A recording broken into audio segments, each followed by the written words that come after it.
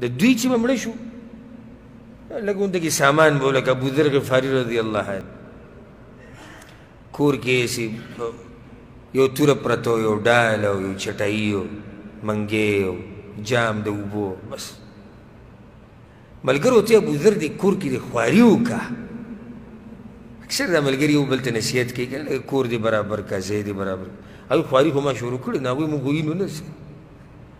ناشنا خواري دی ته دې کور ته دې ګوره هغې خواري ما شروع کړې ده خو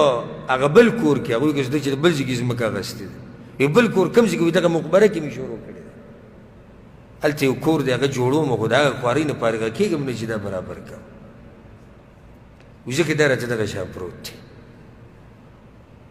هلته هم یو کور دی یا زموږ نه هېر دی هغې دپاره خواري نشته خواري ټوله دغه تیل ولګوه او رخام ولګوه او څه خوشحالېږو موږ او دې ته ګیس راوله لکه کور ته بجلي راوله او لینډ راوله او زموږ کور دوه چته دی او زموږ هغه درې دی اوس پې څلورم جوړو او لاندې پکې هم بیټک دی او بهر هم بیټک دی او دا دی دغه ډېر ساده سړی چې په دې کورونو باندې خوشحالېږي